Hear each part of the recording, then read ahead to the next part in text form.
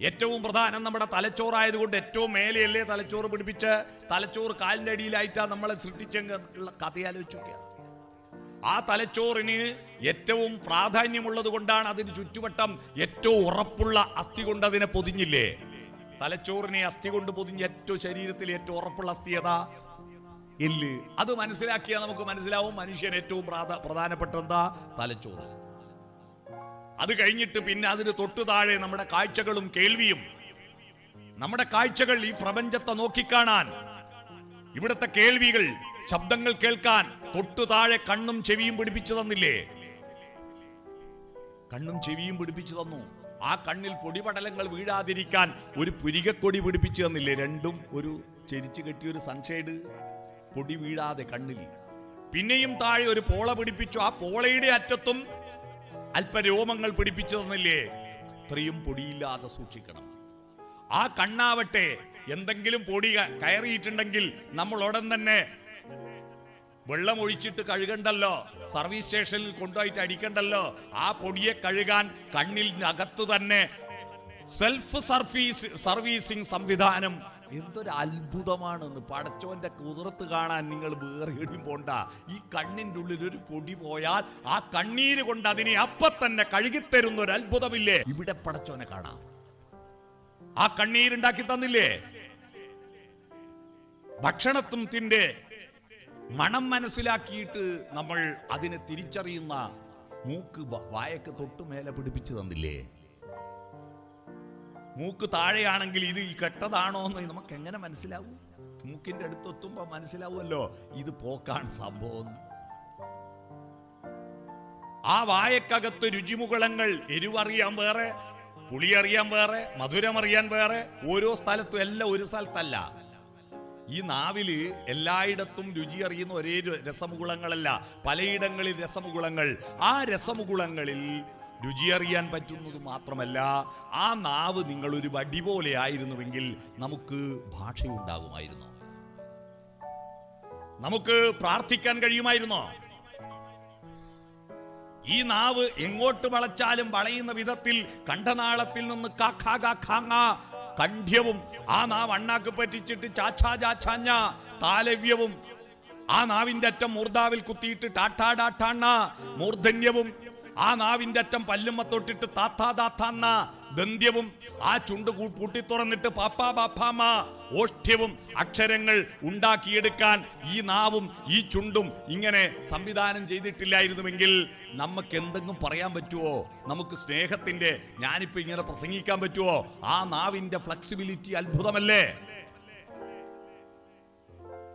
അവിടെ തൊട്ടു താഴെയുള്ള ശ്വാസകോശവും അവിടത്തെ ഹൃദയവും. ഇതിനെ പൊതിയാൻ തലയോട്ടി പോലുള്ള ഒരു എല്ല് കൊണ്ടാണ് നമ്മുടെ നെഞ്ചുകൂട് പൊതിഞ്ഞിരുന്നുവെങ്കിൽ ജനിച്ചിട്ട് മണിക്കൂറുകൾക്കകം നമ്മൾ മരിച്ചു പോകും. കാരണം ശ്വാസകോശം വികസിക്കുകയും ഹൃദയം വികസിക്കുകയും ശ്വാസകോശവും ഹൃദയവും ചുരുങ്ങുകയും ചെയ്യണമെങ്കിൽ ഇത് കട്ടിയുള്ള എല്ലാകാൻ പറ്റില്ല. അതുകൊണ്ട് കണക്കായിട്ടൊരു ഗ്രില്ലാ പിടിപ്പിച്ചു തന്നല്ലേ? ഓട്ടകളിലെ ഗ്രില്ലല്ലേ പിടിപ്പിച്ചത്? ആ ഗ്രില്ലിന്റെ ഒരു മഹത്വം നോക്കൂ. വികസിക്കാനും ചുരുങ്ങാനും. അതിന് താഴെ വയറ്, ഭക്ഷണം കഴിക്കാനുള്ള വയറ്. ആ ഭക്ഷണം കഴിക്കാനുള്ള വയറ് തലക്ക് മേലെയായി, വായക്ക് മേലെയാ വയറ് പിടിപ്പിച്ചെങ്കിൽ തല കുത്തനെ തിന്നണ്ടേ? മേലോട്ട് കയറുവോ? അത് കഴിഞ്ഞിട്ടുള്ള വിസർജ്യ വസ്തുക്കൾ, വിസർജ്യ സ്ഥാനങ്ങൾ, അത് മുമ്പിലുള്ളത് പറകിലും പറകിലുള്ള മുമ്പിലുമായി പോയെങ്കിൽ കഷ്ടാലോചിച്ച് കേട്ടെങ്കിൽ ആലോചിച്ചോക്ക്. എന്തൊരു കഷ്ടമാകുമായിരുന്നു. ക്ലോസറ്റിൽ കുമ്പിട്ട് കിടക്കേണ്ടി. ഇതല്ലോ എന്തൊരു അത്ഭുതമാണെന്ന്! ഈ തന്നിരിക്കുന്ന ഈ ജന്മം വിശിഷ്ട ജന്മമാണെന്നും അത്ഭുത ജന്മമാണെന്നും തിരിച്ചറിയാതെ ആ വിശിഷ്ട ജന്മത്തെ മൃഗങ്ങളെ പോലെ ദുശ്ചിതാനന്ദത്തിന്റെ പിറകെ പോയിട്ട് ദുരുപയോഗം ചെയ്യുന്ന വിഡ്ഢികളാണ് ഇന്ന് ലോകത്ത് കൂടുതലുള്ളത്. അതിന്റെ ദുരന്തമാണ് നമ്മളിപ്പോ കണ്ടുകൊണ്ടിരിക്കുന്നതെല്ലാം. പടച്ചോൻ ഇതൊക്കെ തന്നിട്ട്, പ്രകൃതി ഇതൊക്കെ തന്നിട്ട്, അതിനെ കൊണ്ട് സ്വന്തമായ ബുദ്ധി ഉപയോഗിച്ചിട്ട് അതിജീവനത്തിന്റെ പാഠങ്ങൾ ഉണ്ടാവാൻ ചുറ്റുവട്ടമുള്ള കാലത്തെയും ചുറ്റുവട്ടമുള്ള ദേശത്തെയും പറ്റി കൃത്യമായ അറിവ് വേണം. മനുഷ്യന്റെ പ്രത്യേകത, അവന് ഭൂതകാലമുണ്ട്, അവന് ഭാവികാലമുണ്ട്. വർത്തമാനകാലത്തിന്റെ മധ്യത്തിൽ നിന്നുകൊണ്ട് എവിടെ നിന്നോ വന്നു ഞാൻ എന്നറിയണം. ഒരു പക്ഷിമൃഗാദികൾക്കും അവന്റെ ചരിത്രം അറിയില്ല, അവന്റെ ദേശമറിയില്ല, ചരിത്രമറിയില്ല. നമുക്ക് എന്തെല്ലാം ചരിത്രമുണ്ട്. 1400 കൊല്ലം മുമ്പുള്ള പ്രവാചകന്റെ ചരിത്രം, 2000 കൊല്ലം മുമ്പുള്ള ഈസാ നബിയുടെ ചരിത്രം, അതിനു മുമ്പ് മൂസാ നബിയുടെ ചരിത്രം, ഭാരതത്തില് ശ്രീരാമന്റെ ചരിത്രം, കൃഷ്ണന്റെ ചരിത്രം, ഇതൊക്കെ നമ്മൾ പഠിക്കുന്നത് നമുക്ക് ചരിത്രബോധമുള്ളത് കൊണ്ടല്ലേ. എവിടെന്നാ വന്നറിയണം. എന്നിട്ട് ഭൂതകാലത്തിന്റെ അറിവുകളിൽ മനസ്സിന്റെ വേരുകൾ ഓടിച്ച് അതിന്റെ ജലവും ലവണവും വലിച്ചെടുത്തിട്ട് വർത്തമാന കാലഘട്ടത്തിന്റെ യാഥാർത്ഥ്യങ്ങളുമായിട്ട് അതിന്റെ തൈത്തടിയിൽ, അതിന്റെ മരത്തിന്റെ തടിയിൽ വെച്ച് രസവും പുളിയും ചേർത്ത് ഭാവി കാലത്തിന്റെ പഴങ്ങളായിട്ട് ഇലകളായിട്ട് പുഷ്പിക്കുന്ന ഒരു മഹാവടവൃക്ഷമാണ് നമ്മുടെ ജന്മം. അതിന്റെ വേരുകൾ ഭൂതകാലത്തിൽ നിന്നാണ്. വർത്തമാന കാലഘട്ടത്തിന്റെ അതിന്റെ തടി, ഭാവി കാലമാകുന്ന കൊമ്പുകൾ, ഇലകൾ, കായ്കൾ ഭാവിയിലേക്ക് സൂക്ഷിച്ചു വെപ്പാൻ ഇത് ചേരുന്നതാണ് നമ്മുടെ ജീവിതം. അതുകൊണ്ട് നമുക്ക് ഭൂതകാലം വേണ്ടേ? അതിനാ വിദ്യാഭ്യാസം. എന്താ വിദ്യാഭ്യാസം? വിദ്യാഭ്യാസം നടത്തുന്നത് മുൻകാലങ്ങളിൽ എന്താ, നമ്മൾ എങ്ങനെയാ മനുഷ്യൻ വളർന്നു വന്നത് എന്നറിയാനാ. എവിടെ നിന്നോ വന്നു എന്ന് അറിഞ്ഞാലേ എങ്ങോട്ടാ പോകുന്ന, എവിടേക്കോ പോണു ഞാൻ, അതറിയണമെങ്കിൽ നമ്മൾക്ക് ഒരുപാട് വിളക്കുമരങ്ങളുണ്ട്. എന്താണ്? പ്രകാശഗോപുരങ്ങൾ. ആ പ്രകാശഗോപുരങ്ങളിൽ നിന്ന് വെളിച്ചം ശേഖരിക്കണം. ആ പ്രകാശഗോപുരങ്ങളാണ് പ്രവാചകന്മാർ. ആ പ്രകാശഗോപുരങ്ങളാണ് തത്വശാസ്ത്രജ്ഞന്മാർ.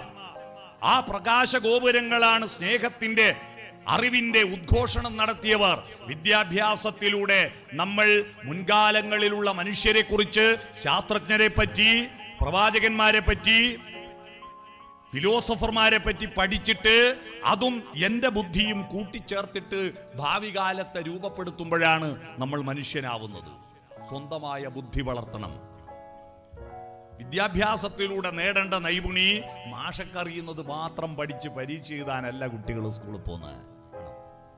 ഒരു കുട്ടിയെ ചോദ്യം ചോദിച്ചിട്ട് ഉത്തരം അറിയാത്തേറ്റ് മാഷ് ക്ലാസ് നിന്ന് പുറത്താക്കി, വീട്ടിലെത്തി പുറത്താക്കി എന്നെ എന്ന് പറഞ്ഞപ്പോൾ അച്ഛൻ, എന്താ നീ ചോദിച്ചിട്ട് ഉത്തരം പറയാഞ്ഞെന്ന് ചോദിച്ചപ്പോ ആ കുട്ടി പറഞ്ഞു, ഉത്തരം കൃത്യമായിട്ട് മാഷക്കറിയാം, പിന്നെ എന്നോട് ചോദിക്കേണ്ട ആവശ്യമുണ്ട്. മാഷക്കറിയുന്ന കാര്യം പിന്നെ എന്നോട് ചോദിക്കണോ? മാഷക്കറിയുന്ന കാര്യം മാത്രം പഠിക്കാനല്ല ഒരു കുട്ടിയും പോകുന്നത്. മാഷക്കറിയാത്ത കാര്യം ചിന്തിക്കാൻ കരുത്തുണ്ടാകുമ്പോഴാണ് ഒരു നല്ല അധ്യാപകൻ ഉണ്ടാകുന്നത്, നല്ല വിദ്യാർത്ഥി ഉണ്ടാകുന്നത്. കുട്ടികളിൽ അധ്യാപകൻ അറിയാത്ത കാര്യങ്ങൾ ചിന്തിക്കാൻ പ്രേരിപ്പിക്കുമ്പോഴാണ് ഒരാൾ നല്ല അധ്യാപകനാവുന്നത്. ഒന്നും രണ്ട് എന്ന് കാലാകാലങ്ങളായി നമ്മൾ പഠിക്കുക, കാലാകാലങ്ങളായി പഠിക്കുക 1, 1, 2 എന്ന്. എന്നാൽ ഒരു കുട്ടി പറഞ്ഞു, അതെങ്ങനെയാ ശരിയാവുക? അങ്ങുന്നൊരു പുഴ വരുന്നു, ഇങ്ങുന്നൊരു പുഴ വരുന്നു, 2 പുഴയും ഒത്തുചേരുന്നു. ഒത്തുചേർന്നതിന് ശേഷം പിന്നെ വലിയ പുഴയല്ലാതെ 2 പുഴയില്ലല്ലോ. അപ്പൊ ഒന്നും കൂട്ടിയാ ബിമ്മണി വലിയ ഒന്നല്ലേ എന്ന് മറുപടി പറഞ്ഞപ്പോൾ വൈക്കം മുഹമ്മദ് ബഷീർ ലോകത്തിന്റെ മുന്നിൽ അറിയപ്പെടുന്ന തത്വശാസ്ത്രജ്ഞനായി മാറി, നമ്മുടെ അഭിമാനമായി മാറി. അല്ലാതെ 1, 1, 2 ഓ റെഡി എന്ന് പറഞ്ഞു പോയിരുന്നുവെങ്കിൽ, അങ്ങനെയുള്ള മനസ്സായിരുന്നെങ്കിൽ ബഷീർ നമുക്കറിയപ്പെടില്ല. സ്വന്തമാം ബുദ്ധിയില്ലാത്തോൻ അന്തമന്യേ പഠിക്കലും ശാസ്ത്രാർത്ഥമറിയാ കയ്യില് കറി സ്വാദ് കണക്കിനെ എന്നൊരു ചൊല്ലുണ്ട്, കേട്ടിട്ടുണ്ടോ? സ്വന്തമായ ബുദ്ധിയില്ലാത്തവൻ അറ്റമില്ലാതെ പഠിച്ചിട്ടും കാര്യമില്ല. ഏതുപോലെ? കയ്യില് കറി സ്വാദ് കണക്കിനെ. സാമ്പാറും പച്ചടിയും ഓലനും എല്ലാം വിളമ്പിക്കൊടുക്കുന്ന കയ്യിലില്ലേ? ചിക്കൻ വിളമ്പുന്ന കൈ, ബീഫ് വിളമ്പുന്ന കയ്യിൽ ഇതുവരെ ഒരു കയ്യിലിനും ഒരു കറിയുടെ ടേസ്റ്റും മനസ്സിലായിട്ടില്ല. അത് മുക്കുക വിളമ്പുക, മുക്കുക വിളമ്പുക, അത്രയേ ഉള്ളൂ. ഈ വിളമ്പുന്ന അറിവിന്റെ കാലത്തിനും ദേശത്തിനും പറ്റിയ രീതിയിൽ, എനിക്ക് പറ്റിയ രീതിയിൽ അതിന്റെ മൂല്യം എന്തെന്ന് തിരിച്ചറിയുവാൻ സ്വന്തം ബുദ്ധി വളർത്തുമ്പോഴാണ് ഒരു കുട്ടി മഹാനാകുന്നത്, അവൻ മനുഷ്യനാവുന്നത്. തേനുണ്ടാക്കുന്നത് ആരാണ്? നിങ്ങൾ ആലോചിച്ച് നോക്കൂ. എല്ലാവരുടെയും മനസ്സിൽ ഇപ്പൊ വന്നിരിക്കുന്നത് തേനീച്ച എന്ന മറുപടിയല്ലേ? അല്ലേ? തേനുണ്ടാക്കുന്ന ആരാ? തേനീച്ച. തെറ്റാണ്, തെറ്റാണ്. ഇന്നോളം തേനീച്ച ഒരു തുള്ളി തേനുണ്ടാക്കിയിട്ടില്ല. തേനീച്ച അത് കലക്ട് ചെയ്ത് കൊണ്ടുപോയി വെക്കല. തേനുണ്ടാക്കാൻ പൂക്കൾക്കേ കഴിയൂ, പൂക്കൾക്കേ കഴിയൂ. ആ പൂക്കളിലെ തേന് ഈ മണ്ണിൽ വീണടിഞ്ഞിട്ടും ഈ മണ്ണിന് മധുരമില്ലല്ലോ. എത്ര പൂക്കൾ ഈ ഭൂമിയിൽ, കോടാനുകോടി പൂക്കളുണ്ട്, അതിലെല്ലാം തേനുമുണ്ട്. ആ പൂക്കളിലെ തേനിൽ കേവലം 20% തേന് മാത്രമേ വണ്ടും തേനീച്ചയും ഉറുമ്പും കുടിക്കുന്നുള്ളൂ. ബാക്കി മുഴുവൻ മണ്ണിൽ തൂവിപ്പോകുന്നുണ്ട്. ഇത് ഒരു ദിവസമല്ലല്ലോ തോന്നുന്നത്, കോടാനുകോടി വർഷമായിട്ട് മനുഷ്യനുണ്ടാകുന്നതിന് മുമ്പ് പൂക്കളുണ്ട് ഈ ഭൂമിയിൽ. ആ പൂക്കൾ മുഴുവൻ ഈ മണ്ണിൽ വീണിട്ടും എന്തേ മണ്ണിന് മധുരമില്ലാത്തത്? ഈ തേനിന് 1-2 ദിവസമേ ആയുസുള്ളൂ, കെട്ടുപോകും. ഏതൊരു ഭക്ഷണ പദാർത്ഥം പോലെ തേന് 2 ദിവസം കൊണ്ട് കെട്ടുപോകും. അപ്പൊ നമുക്ക് കിട്ടുന്ന തേന് കെട്ടുപോകുന്നില്ലല്ലോ. അത് തേനീച്ച ആ തേന് ശേഖരിച്ച് അപ്പടി തേൻവലിയിൽ കൊണ്ടുപോയി വെച്ചിരുന്നുവെങ്കിൽ ആ തേനിന് 2 ദിവസത്തെ ആയുസേ ഉള്ളൂ. എന്നാൽ തേനീച്ച അത് കുടിച്ച് ദഹിപ്പിച്ചിട്ട് തന്റെ എൻസൈമുകൾ ചേർത്ത് സ്വന്തം തേനാക്കി മാറ്റിയിട്ടാണ് ഔഷധ ഗുണമുള്ള, ഏറെക്കാലം നിൽക്കുന്ന, മധുരമുള്ള തേനാക്കി മാറ്റുന്നത്. നമുക്ക് ഉപകാരപ്പെടുന്നത് പൂക്കളാണ്. പുസ്തകങ്ങൾ പൂക്കളാണ്. അതിലെ അറിവുകളാണ് തേന്. അത് ശേഖരിക്കുന്ന തേനീച്ചകളാണ് നമ്മുടെ വിദ്യാർത്ഥികൾ. ആ അറിവ് ശേഖരിച്ച് ആ അറിവ് സ്വന്തം ബുദ്ധിയും സ്വന്തം അനുഭവവും സ്വന്തം വികാരങ്ങളും സ്വന്തം സംസ്കാരവും ഇതിൽ ചാലിച്ചു ചേർത്തിട്ട് ഓരോ അറിവിനെയും സ്വന്തം അറിവാക്കി മാറ്റിയെടുക്കാൻ കഴിഞ്ഞപ്പോഴാണ് ആ അറിവുകൾ തേനുപോലെ ഏറെക്കാലം നിൽക്കുന്നതും ഔഷധ ഗുണമുള്ളതാകുന്നതും നമുക്ക് പിൽക്കാലത്ത് ഉപകാരപ്പെടുന്നതും. അതുകൊണ്ട് നമുക്ക് വേണ്ടത് എന്താണ്? നമുക്ക് വേണ്ടത് നമ്മുടെ കുട്ടികളെ ഉപദേശിച്ച് നേരെയാക്കാനൊന്നും പുറപ്പെടണ്ട. ആ പ്രായത്തിൽ അഡോളസൻസ് പീരീഡ്, നമ്മുടെ യുവാക്കളുടെ അഡോളസൻസ് പീരീഡ് എന്ന് പറഞ്ഞാൽ അഡോൾസെൻസാണ്, അവന്റെ ഉള്ളാണ്. ആ സമയത്ത് നമ്മുടെ കുട്ടികൾ വഴിതെറ്റിപ്പോകുന്നത് നിങ്ങൾ നോക്കൂ. നമ്മളെ കുട്ടികളെല്ലാം നല്ല കുട്ടികളായിട്ടല്ലേ വന്നത്. ഏതെങ്കിലും കുട്ടി ജനിച്ചു കഴിഞ്ഞിട്ട് ഇബിലീസിന്റെ കാരുണ്യം കൊണ്ട്, കലിയുടെ അനുഗ്രഹം കൊണ്ട്, ചെകുത്താന്റെ അനുഗ്രഹം കൊണ്ട് എനിക്കൊരു മോനെ കിട്ടി, മോളെ കിട്ടി എന്ന് ആരെങ്കിലും പറയുന്നത് കേട്ടിട്ടുണ്ടോ? എല്ലാവരും പറയും പടച്ചോന്റെ കരുണ കൊണ്ടൊരു മോനെ കിട്ടി, അള്ളാഹുവിന്റെ കാരുണ്യം കൊണ്ടൊരു മോനെ കിട്ടി എന്നൊക്കെയല്ലേ പറയാ, ദൈവത്തിന്റെ കരുണ കൊണ്ട്. അപ്പൊ കുട്ടികളെല്ലാം ദൈവത്തിന്റെ മക്കളല്ലേ? നിങ്ങളുടെ അടുത്ത് കൊടുത്തയച്ച ദൈവം നിങ്ങളൊരാളെ ഒരു സ്ഥലത്തേക്ക് പറഞ്ഞയക്കും. ആ പറഞ്ഞയക്കുമ്പോ അയാളെ കയ്യിൽ നിങ്ങൾ കൊടുത്തേൽപ്പിക്കുന്നത് നിങ്ങളുടെ കയ്യിലുള്ള പണമോ, നിങ്ങളുടെ കയ്യിലുള്ള സഞ്ചിയോ, നിങ്ങളുടെ കയ്യിലുള്ള കവറോ ആയിരിക്കുമല്ലോ. നിങ്ങളെ കയ്യിലില്ലാത്ത തരൂല്ലല്ലോ.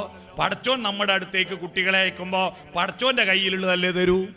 പടച്ചോന്റെ കയ്യിൽ തോന്നിയാസുണ്ടോ? തോന്നിയാസം ഉണ്ടെങ്കിൽ അത് പടച്ചോനല്ലല്ലോ. പടച്ചോൻ നമ്മുടെ അടുത്തേക്ക് മക്കളെ അയക്കുമ്പോ നന്മകളുടെയും ധാർമ്മികതയുടെയും മൂല്യത്തിന്റെയും കവറുകളാണ് നമ്മുടെ കുട്ടികളെ കയ്യിൽ കൊടുത്തയക്കുന്നത്. എല്ലാ കുട്ടിയും ജനിക്കുന്നത് ശ്രീനാരായണ ഗുരുവിന്റെ ഒരു വാക്കുണ്ട്, ഓർമ്മയുണ്ടോ? എല്ലാവരും മനസ്സിലാക്കേണ്ടതാണ്. എല്ലാ കുട്ടികളും ഇന്ന് ശിശുദിനത്തിൽ അറിയണം നമ്മൾ. മനുജാകൃതി പുണ്ട ദൈവമോ പരമേശ പവിത്രപുത്രനോ കരുണാവാൻ നബി മുത്തുരത്നമോ. കൃഷ്ണനായി അവതരിച്ച ഭഗവാൻ, കർത്താവിന്റെ പുത്രനായ യേശുദേവൻ സ്വല്ലല്ലാഹു അലൈഹി വസല്ലം മുഹമ്മദ് മുസ്തഫ നബി തങ്ങൾ. എല്ലാ കുട്ടിയും ഉണ്ണി കണ്ണനായിട്ടോ ഉണ്ണി യേശുവായിട്ടോ മുത്തുനബിയായിട്ടോ ജനിക്കുന്നു. ഏത് കുട്ടി? ഇന്ന് ആ പെൺകുട്ടിയെ ഭീകരമായി ആക്രമിച്ചു കൊന്ന, എന്താ അതിന്റെ പേര്, വധശിക്ഷക്ക് വിധിക്കപ്പെട്ട ഒരു പ്രതിയുണ്ടല്ലോ, അസ്ലമോ അൽഫാൽ, അസ്വാദ് ആലം. ഇവൻ ജനിക്കുമ്പോ ദുഷ്ടനായിട്ടാ ജനിച്ച? അല്ലല്ലോ. അവൻ ജനിക്കുമ്പോ ദുഷ്ടനായിട്ട് ജനിച്ചിട്ടില്ല. അവൻ ജനിക്കുമ്പോഴും ദൈവത്തിന്റെ മകനായിരുന്നു. സൗമ്യയെ കൊന്ന ഗോവിന്ദച്ചാമി ദൈവത്തിന്റെ മകനായിരുന്നു. തടിയന്റെ അവിടെ നസീർ ഇല്ലേ ഭീകരവാദിയായിട്ട് ജയിലിൽ കിടക്കുന്നത്, അയാള് ദൈവത്തിന്റെ മകനായിട്ട് ജനിച്ചതല്ലേ? ഏത് ഭീകരവാദിയും ഏത് വൃത്തികെട്ടവനും ജനിക്കുമ്പോൾ നല്ല കുട്ടിയാ. അവൻ ജനിച്ചോടനെ നമ്മളോട് വിളിച്ചു പറയുന്നത് നിങ്ങൾ കേട്ടിട്ടുണ്ടോ? നമ്മൾ പറയുന്നു കുട്ടി കരയുന്ന. ജനിച്ചോടനെ കുട്ടി എന്തിനാ? സാധാരണ നമ്മൾ കരയെന്തിനാ? സങ്കടം കൊണ്ടോ ഭയം കൊണ്ടോ പേടിച്ചിട്ടൊക്കെ അല്ലേ ഒരു കുട്ടി ജനിച്ചോടനെ കരയുന്നത്? ഹമാസിലെ കുട്ടികളെ ബോംബെറിഞ്ഞ് കൊന്നല്ലോ എന്ന് ആലോചിച്ചിട്ട് കരയോ കുട്ടി? ഇല്ല, കുട്ടിക്ക് അറിയില്ലല്ലോ അത്. ഹമാസിൽ ബോംബ് വീണ് മരിച്ച കുട്ടിക്ക് അല്ലാഹു ആരെന്നറിയില്ല, നെത്യാഹു ആരെന്നറിയില്ല, യഹോവ ആരെന്നറിയില്ല. ആ കുട്ടികൾ ഈ ലോകത്തിന് പോസിറ്റീവ് എനർജിയുമായിട്ട് വന്നതാ. അവൻ ഭയന്നിട്ട് മുല്ലപ്പെരിയാർ ഡാം പൊട്ടുമെന്ന് പേടിച്ചിട്ട് കരഞ്ഞതല്ല. അവൻ ജനിച്ച ഉടനെ കരയുന്നത്, അവൻ വിളിക്കുക ഉപ്പ, ഉമ്മ, അമ്മേ, അച്ഛ, പഞ്ചായത്ത് മെമ്പറെ, മുനിസിപ്പൽ ചെയർമാനെ, ഓടിവാ, ഞാനിതാ പാട്ടുപാടാൻ കണ്ഠം കൊണ്ടുവന്നിട്ടുണ്ട്, ചിത്രം വരയ്ക്കാൻ വിരലുകൾ കൊണ്ടുവന്നിട്ടുണ്ട്, കവിത എഴുതാൻ വിരലുകൾ കൊണ്ടുവന്നിട്ടുണ്ട്, സ്നേഹിക്കാൻ ഹൃദയം കൊണ്ടുവന്നിട്ടുണ്ട്, ചിന്തിക്കാൻ തലച്ചോറ് കൊണ്ടുവന്നിട്ടുണ്ട്, അധ്വാനിക്കാൻ കൈകൾ കൊണ്ടുവന്നിട്ടുണ്ട്, നൃത്തം ചെയ്യാൻ കാലുകൾ കൊണ്ടുവന്നിട്ടുണ്ട്. അരുവാങ്ങും ഇന്നരുവാങ്ങും ആരാമത്തിന്റെ രോമാഞ്ചം. ഇതാണ് അവന്റെ വിളി. നമ്മുടെ ജോലി അത് ഏറ്റുവാങ്ങലാണ്.